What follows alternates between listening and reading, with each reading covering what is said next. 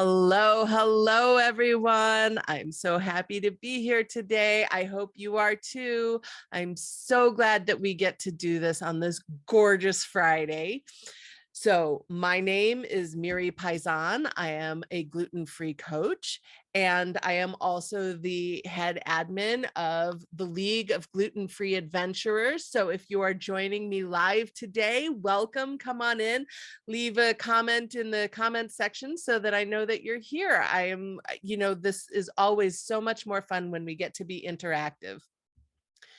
So let's see. Oh, about me. I've been gluten-free about a decade at this point, and I remember what it was like when the only safe thing to eat felt like it was ice cubes. But a lot, and there's just so much heartache and trying to find people who understand. And especially sometimes family can really bring you down if they don't understand that this is a medical condition and that you're not choosing it, right? But in the over the last 10 years, I've learned a whole lot, and I've learned so much that I want to give back to the gluten-free community now and to share everything that I have with you. And because I don't think it's necessary for anybody to have those feelings. So, if you are feeling that way, you're not alone. There are plenty of people who have traveled this road before you, and we've kind of widened the path for you. And if you need help or support, that's what we are all here for in the League of Gluten-Free Adventurers. So welcome, come on in, drop a comment in and say hi. All right, so let's see. Oh yeah, but since, we've widened the path, but like, I firmly believe that you have the right to a sumptuous, delicious, safe life. Like, your meals should be yummy, and you should be able to go out with your friends and family and live a perfectly normal life. You just got this extra thing that you have to worry about. And so if you need help developing that, that's one of the things that I am here for today. And in fact, that's our topic for this week, is being mindful on your gluten-free adventure. So I know that there's a lot of research out there that's being done on, like, oh wow, just being in the moment or doing your meditation or something where you sit down and calm down and get invested in the moment, as opposed to thinking about everything that's coming or whatever happened in the past. But if you just sit in the moment, it is extremely helpful, not just for your mental health, but for your physical health as well. So this is something that I don't see talked about a lot in the gluten-free community, and it is hugely important. We think, oh, that's just for people who are like trying to be better in business or whatever, or it's for the yoga people or whatever. But no, this really is for all of us. And the next thing that I hear a lot of pushback on is, I don't have time. And it's like, I get that. We're all very busy. This world is a strange and hectic place. But my response to that is that mindfulness is a tool to actually give you more time, right? Because when you're centered and you're focused, that's when you're able to get more done. So it's kind of like, if you don't take breaks, if you don't rest, then you actually wear yourself down to the point where you get less down. And so being mindful, being centered in whatever way works best for you is actually to your benefit, and it will help you get more done throughout the rest of the day. So, in fact, I want to read a tweet that I came across this week to you. And I thought it was so powerful. It was like, I have to share this with you. And it's from Mina B. And I will share the capture of the tweet in the comments here. But it's from Mina B, Minaabe. And she says, sometimes you can play a role in your own suffering by standing by, waiting for other people to change instead of being accountable and deciding what you will no longer tolerate. Remember that you have to be an active participant in creating the change you seek in your life. And this sums it up perfectly. This is it. This is the whole thing. It's so easy for us to start complaining about what other people are doing and how they're not being the way that we want them to. But at the end of the day, it falls on us. Like, we have to, it's the same thing as the Gandhi quote, right? We have to be the change that we want to see in the world. So I wanted to talk about that with you because this absolutely applies to a gluten-free life. 100%. Like, I've seen some people out there, and some folks are like big personalities and they're just angry all the time. And they're like, you can't tell me that a gluten-free life is awesome because it sucks. And it's like, that's your attitude. That's you. That's what you have chosen to make out of this. Because not everybody who lives a gluten-free life is going to agree with that statement. Is it birds and roses? Are we rolling in puppies? No, absolutely not. But it can become something that's just another part of your life. Like, it doesn't have to be this big horrible cloud that's sending you shots of electricity and lightning every so often. Gotcha again. It can just be like, yeah, it's part of life. And the way that you do that is to get out of your own way. Like, I've seen so many people, coaches of all brands. I'm not even talking like life coaches. I mean, business coaches, sports coaches, all of them. They all talk about getting out of your head. Stop thinking about everything that's going on right here and start looking at what you actually want and then going for that. I tell this story a lot, but I want to tell it again because this is like one of the foundational moments for me. When I remember it so clearly. I was in my little kitchen in Los Angeles. It's like this teeny tiny little galley kitchen. It was so awful. There was no counter space at all. And I had just baked, I had tried to bake more bread and it had failed again. And I was so mad and I was just beating up on myself for all the different reasons. I didn't know what I was doing and it wasn't working. And obviously there was something wrong with me. And I just had this moment where I was like, this is not helping me, you know, this is not serving me. And so I took a deep breath in and I said, what if everything that I miss eating right now is out there in the world somewhere in a gluten-free format? What if I'm the reason that I can't get to it? What if I'm so busy being mad that I'm not putting my energy towards going out and looking and learning and figuring it out?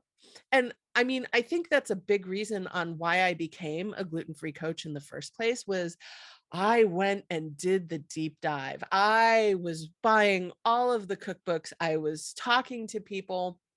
I joined all of the gluten-free groups. It feels like, oh my goodness. And it was just this constant search for, okay, I figured out bread. What about, I don't know, Hostess cupcakes? That was a big one for me. I really missed Host.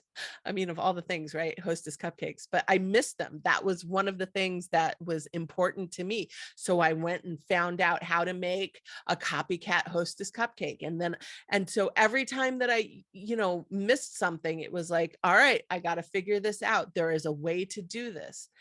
And now what I'm finding is that a lot of other people have figured this out too. And there are bakeries all over the US and in Canada and other places too, where they sell these things.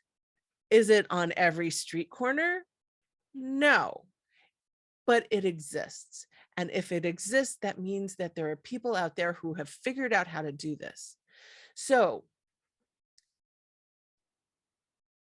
what this all comes back to is that nothing physically changed in that kitchen when I was standing there with that busted piece of bread. It was exactly the same moment, but because I changed my mind, that changed the entire course of my life. Now, am I suggesting that you need to become a gluten-free coach? Absolutely not. I mean, you can if you want to, and 100% more power to you, and I will support you and cheer for you every step of the way. What I am suggesting, though, is that you need to get in a headspace that serves you, that helps you. And being angry for a little while absolutely can serve you, because being angry is better than being defeated, right? Because when you're angry, you've got all this energy and you're going to start chugging ahead. So the point that I'm making, though, is that you need to move through the angry, and you need to get to a place where you can be open to finding solutions. And that's where the mindfulness comes in. There are so many different ways that you can use these tools. I mean, so many different tools out there that you can use in order to release the struggle so that you can feel better. Because that's the whole point of all of this, right? You want to feel better. So you got to start in your mind and let that follow through into the rest of your life. It doesn't come to you from the outside. It actually comes from the inside out. And it's so easy to forget that, because we're so used to, I take the action, I push the button, and then things come back to me. But you have to have your head right first in order to do that. So what can you do to release this sensation of struggle? There's a lot of different tools out there. You can do meditation. You can do breathing exercises. You can do being mindful, in the sense of going about your daily activities, but instead of thinking 5 steps ahead, and I got to pick up the kids, and I got to make dinner, and I got to do this, and I got to do this, you sit there in the moment. And if you're washing dishes, you feel the warm water and the soap, and you just focus your entire being on washing dishes. And it becomes like a waking meditation, and it just leaves you with all of this clarity. So drop me a comment. Let me know, is there a particular tool that you use to kind of recenter and refocus? I would love to hear about that. Oh, okay. So I do see that Debbie is saying that she likes to do the washing dishes thing. That's awesome. That's a perfectly legit way of just taking some time every day to focus on that quiet self, because that's the part that the answers come from, right? So and the other thing is, I've listed off a bunch of different techniques. I want to remind everybody that different techniques work for different people. So just because meditations work really well for me doesn't mean that they're going to work well for you. But I do suggest that you try everything a couple of times to see if it's hitting the right notes, if you need to, and the other thing is, meditation in particular, it does not have to be 6 hours every day. I know we hear about people going to meditation retreats or something like that. No, no, no. You can do it in 5 or 10 minutes if you really need to. Myself, I prefer around 15 minutes. That seems to work really well for me. But again, that's what works for me. So you need to find the one that works for you. And unfortunately, just like with everything else in life, there is no one answer that works for everybody. So you got to find the one that works the best for you. All right. So I want to switch gears. Oh, let's see. Judy wrote in. She said, for me, I get into God's word, helps me get out of my head into his head instead. Exactly. I mean, that is absolutely a legit way to just stop and read your your religious text for a while. A lot of people find great comfort in that. And it just, as long as you're kind of getting focused and just being your quiet self for a while. And absolutely, reading text can definitely help with that too. Thank you, Judy. That's a good one. Okay, so I do want to shift gears to the mailbag. Annie wrote to me and she asked, I think I might be getting gluten from my prescription medicine. Is that possible? Oh, Annie, 100% yes. That is totally possible. One of my favorite tools out there is a website called gluten-freedrugs.com, gluten-freedrugs.com, which is run by a pharmacist, and they check every single ingredient in all of these different things. So the one thing that you have to be aware of, so they have a list, I think, of both over the counter and of prescription drugs. So you can check both. The one thing that you do need to be careful and aware of, though, is that different versions of the same medicine can, like, one will have gluten and one won't. So for example, gel caps versus tablets. I've run into gel caps a lot of times having the gluten in it, which surprises me because you would think that the liquid wouldn't have gluten in it. I don't get it, but there it is. So gel caps versus tablets, kids versus adults. I do know that Target in particular labels their gluten-free products explicitly. They will have it very, very clearly labeled on their products. And if you can't find your medicine in that website for whatever reason, you can check, you can call the company that makes the medicine or the prescription or whatever, and call them and find out like what their ingredients are and if it is gluten-free. You can also have a talk with your pharmacist. Some of them will keep notes on their clients, and you can ask them to put in there that you have a gluten allergy. And if you have any other allergies, you can put it in there too.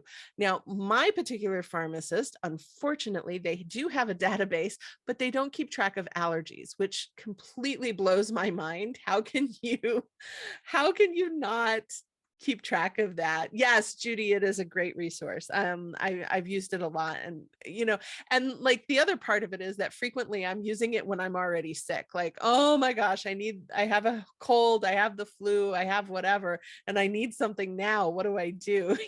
And so thank goodness for that website. It has helped so tremendously.